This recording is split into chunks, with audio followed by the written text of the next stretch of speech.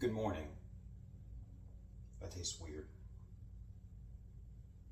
The pre-workout is tasting weird today, and my 5 o'clock shadow is saying hello to you too. But anyway, today is arm day, so that means fitness center, not gym. Now the gym has great arm equipment, obviously, but you don't need a lot to get a good arm pump. Is the pump. So it can save me a little bit of gas and save me a little bit of time with some still solid equipment. I got the cable machine, I got the dumbbells, really that's all I need, and I can do dips and pull-ups if need be. So, arm dips, not the chest dips. But anyway, like I said, today is arm day, and I am excited for arm day because arm day is an awesome day. Nothing feels better than getting the pump. Is the pump. And today's also a work day, so that's why time is of the essence. Also, I've been thinking about vacation a lot because I have a lot of vacation time still. I just got my yearly vacation renewed. So, where am I going to go? What am I going to do?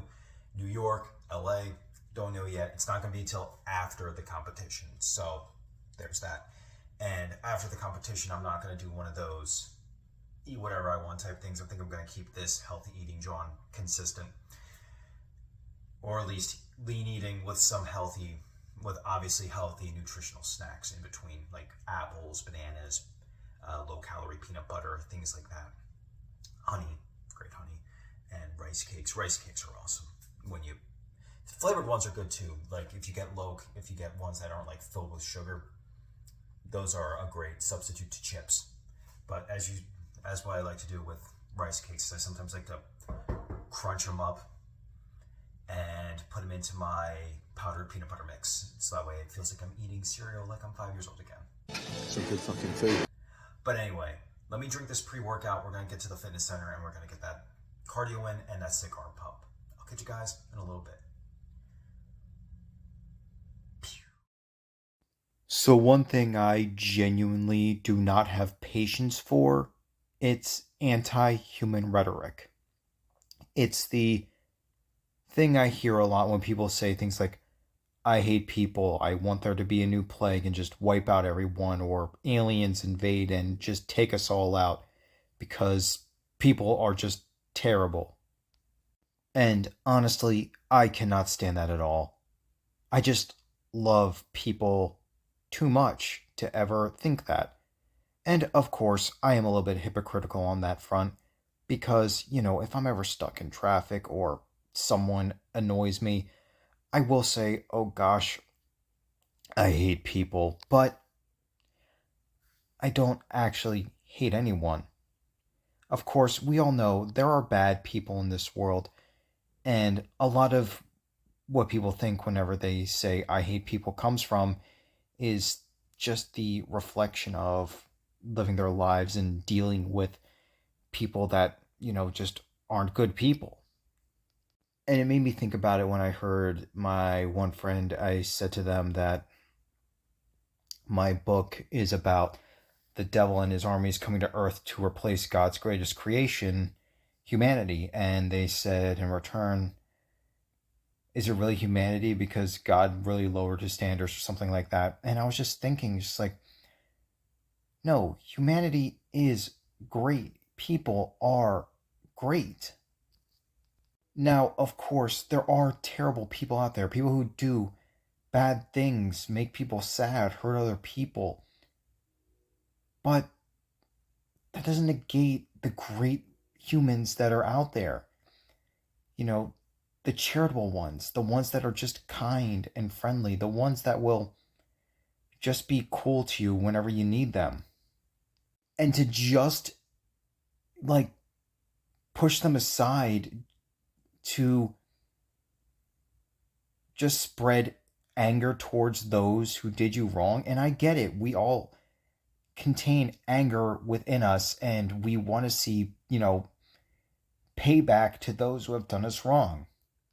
But we can't let that cloud us too much because there are people out there that do love us and do care about us. And I know there are people who struggle with that, who do not believe that anyone loves or cares about them.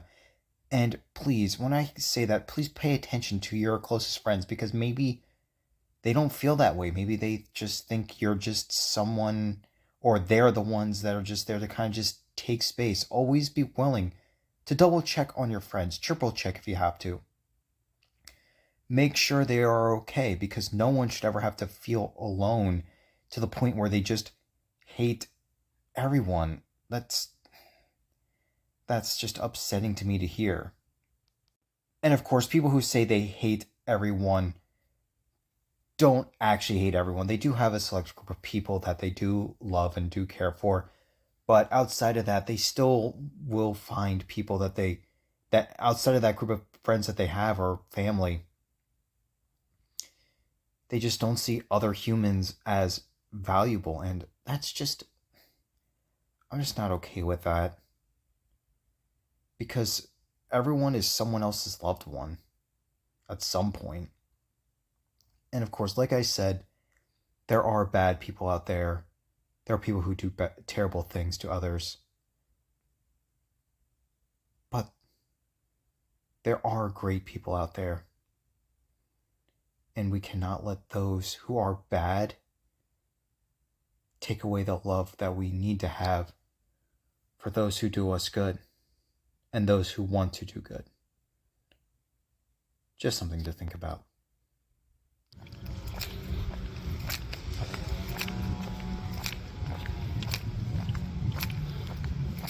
And we are back home from the fitness center. I obviously got to get ready for work, but made my protein shake first, obviously small glass, so that way I can just chug this down like that, hop in the shower and get things ready. Gonna take my collagen also. And later tonight take my, what's this called, moringa? Yeah, moringa. That's for nighttime though, so that way digest with the meal I eat. Still very good though. It's a shame it's only 20 servings. Please, can we just start making things 30 servings? My brain is just in everything is 30 servings. If it's ever less than that, my brain just kind of goes, am I getting the actual value here? Just make it 30. Just make it 30. I'll pay a little bit extra. A little bit. But anyway, got work today and leg days tomorrow. Thinking about what to discuss. Probably gonna be very busy, so I'm not gonna be able to think about that too much. But it's gonna be fun, as per usual. Obviously, I wish American Chicken Bunker was open after work, but it's not, so I can't get any of that. I mean, I remember what their lead guy said, do you want quality or do you want it fast? And it tastes good, but it's definitely not good for you. We produce only high-quality, chicken-flavored foodstuffs. But they like to sing there, so that's pretty cool too. I don't know. We'll see what we'll do for supper. Probably just make some ground chicken. It's an affordable option. I still have some ground turkey left, I think. I'll have to double check. But anyways, I gotta get to work. I'll catch you guys later on. Peace. By the way, when I had it in a smaller glass, it was much thicker than normal, and I think I prefer it that way. I'm well aware that's not a Christian joke, but we're carrying on. And now that I'm back from work, it took me a little bit to think about, at least throughout the day, what I wanted to talk about in the evening. And at first I wanted to talk about fashion, but then I realized I'm playing this one game, right? And it makes me feel this game is good enough. I'm enjoying what I'm playing, but it's not sticking with me. And you know what? Sometimes that's okay. Sometimes we just need a game. We just sit back, relax. We enjoy it for what it is. We have fun, whether it be a game that takes a couple hours or the game I'm playing now, which takes more like 20 hours to beat. And we get finished with it. We move on with our lives. We never think about it again. And sometimes that's okay. Obviously, with the issue, though, with that comes down to how everything's handling game prices now, because as I say, if you're going to charge a 10 out of 10 price, you better be giving me a 10 out of 10 experience. No excuses anymore. If I get it on sale, obviously I'm going to give it a curve, but charging 70, 80 bucks, even 60, if you're charging me that much, or you're charging anyone that much, then that experience better be a 10 out of 10 experience, because you're charging us a 10 out of 10 price. And there's games that are 10 out of 10 apparently that aren't even costing $80, like Clear Obscure Expedition 33, which I still haven't played yet, so I can't say that that's a 10 out of 10 game. But from everything I've heard, it definitely looks and feels like a 10 out of 10 game, and I can't wait to finally get my hands on a physical copy whenever that happens. But anyway, games that are just good enough. They're not bad, but they're not exceptional either. They're ones you just sit down and have a good time with while you have it. And this can happen with films too, because games that stand out to me when I talk about this specifically are Starlink, Battle for Atlas, and Dynasty Warriors, just the genre as a whole. And when it comes to Starlink, this is my PS4 version. I also have this on the Switch because you could play as Fox McCloud in that, and I love the Star Fox series, so any chance I get to play as those characters, I'm going to take up the opportunity. I hate that this game flopped, by the way. This says pre-owned, but when I bought the Switch version, I actually bought that day one. So I did try to support that game, but like I said, it flopped. And Dynasty Warriors is a very simple game. It's not exceptional. Neither of these games are really that exceptional. They're fun and entertaining, but that's all it is. Nothing really stands out about them. Now, there are games that are still simple, but they can still be considered masterpieces. Let's take some of the Super Mario Brothers games. Super Mario Brothers 3, Super Mario Brothers World, Super Mario Brothers Wonder. They're very simple. Or even 64, Sunshine and Odyssey. Spectacular games, but they're not pushing any boundaries. They do play it safe, but how they play it safe, they do it in such an exceptional way that they are not just games that are okay. They are games that are truly, honestly, games that are worth every cent. I mean, no game is worth $80 unless it comes with a lot. But those are the type of games where they can be simple, but gosh darn it, they are still spectacular. So a simple game does not mean a game that is just good enough. And because the game I'm playing now is Immortals of Avium, and the game, as I'm playing it, I'm having fun with what I'm playing, but I don't think I'm going to think about this game ever again after I beat it. Now, the issue with games that are just good enough is if you're someone like me who likes to try 100% games and even get platinum trophies, games that are just good enough really can make you just feel, oh, I'm still playing this. I want to move on to something else. Now, that's an issue for trying to be a completionist. And I don't do it all the time at all. Like at a certain point it goes, okay, this is just too much, too tedious, and I just move on with my life. Now, there are games that I really enjoy that I find to be more exceptional, but some people might find them to be that type of game that is just good enough, and that for me is Sonic Frontiers. I genuinely love this game. I think it's great. That's why I'm playing through it twice. Thankfully, the PS4 version has a free PS5 upgrade, so planning on it through the second time. And a game that is truly exceptional is Doom Eternal and Doom 2016. So those are examples of games that are better than just good enough. And like I said, a lot of it can go with movies, because what we have to realize is that not everything can be Poultrygeist, Night of the Chicken Dead, where it gives you everything you want and then some. Life doesn't work that way, and you just, like I said, when not every video game can be like Poultrygeist, where Poultrygeist from start to finish just gives you everything you ask for: good story, fun characters, great effects, all that stuff. Not every game can be like Poultrygeist. And like I said, sometimes it's just okay to like a game and play a game that is just simple. And sometimes you need that, because when you get into games that are just so like grounded and real in their story, it's a lot to take in. So getting a game that is just good enough is valid. It's why I'm playing through all the way to Immortals of Aveum, because like I said, it's not a spectacular game, it's not a perfect game. It has, if I actually start talking about the issues of Immortals of Aveum, we'll be here for about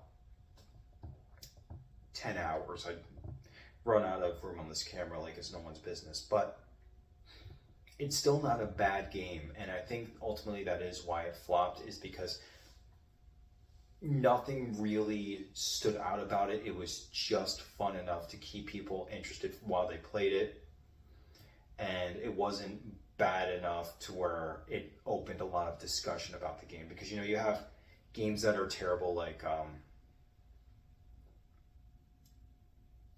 what was it called? It was that one game where it was like that biker game,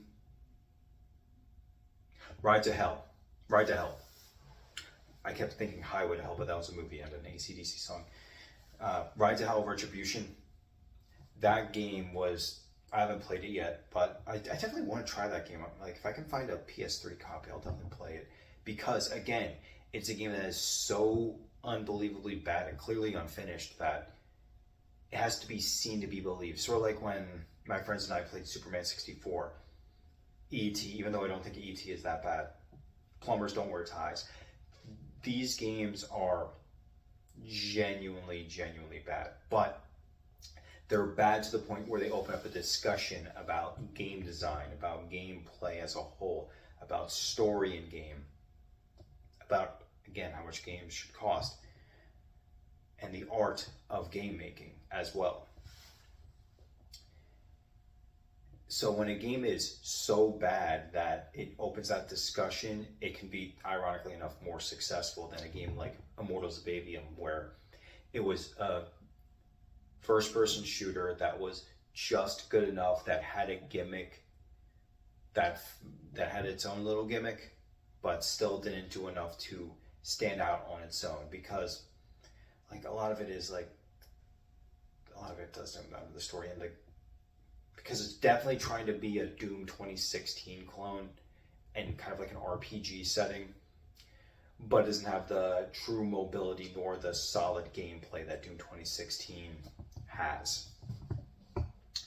And it came out after Doom Eternal 2, which I guess I can say I'm actually thankful. One thing that Immortals of Aveum didn't do is it didn't try to do the Eternal style of gameplay, because the Doom Eternal style of gameplay is very frantic, very fast-paced. I mean, I love Doom Eternal, but it was clear they were trying to model it more after 2016. But again, it didn't know how to, it didn't have the balance that 2016 had, and that's the ultimate issue. But like I said, it's still fun enough to play through at the right price. And there's games that are just kind of a little bit lower, like this other game I played called Werewolf the Apocalypse. That's like a step below a game that are games that are just good enough, where I paid, I think, $2 for Werewolf the Apocalypse Earthblood. And if I would have paid full price on that bad boy, I would have felt ripped off. One game I do want to try that looks like it's a step above just good enough is Vampire with a Y. And I know that's actually got like a really solid cult following, so it might be better than I'm expecting. And that one game I can't wait to play, The Precinct. That looks like a game that is 2 steps above just good enough and is actually something that's interesting, because the gameplay style and having to be a cop where you follow the law more than you do break it.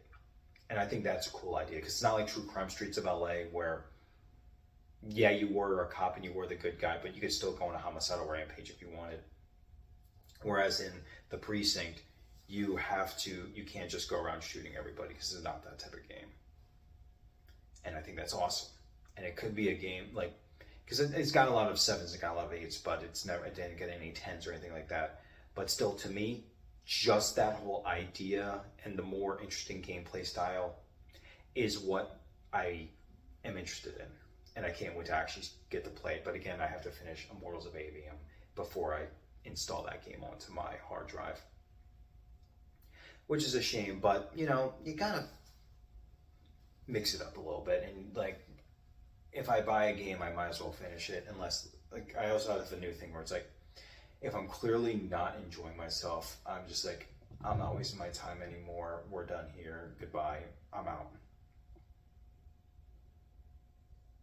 But anyway, games that are just good enough are valid to play, are good to play, and you need those types of games in your mix, so that way when you play a game that is spectacular, you feel that how spectacular that game actually is. And that's another reason why I think games that are just good enough are just as important as the all-time classics, as well as, oddly enough, the all-time worsts. Sometimes you just need those bad boys in the middle, so that way you can truly appreciate how great it can be, and you can really understand how bad it can be. Anyways, I think I'm gonna call it a night. I still gotta make supper. I got some fish, probably gonna eat that. No dessert tonight. I also have some salad, probably, I might munch on that. I might. And I also have to still drink my kombucha for the day. So, I'll catch you guys tomorrow, and good night.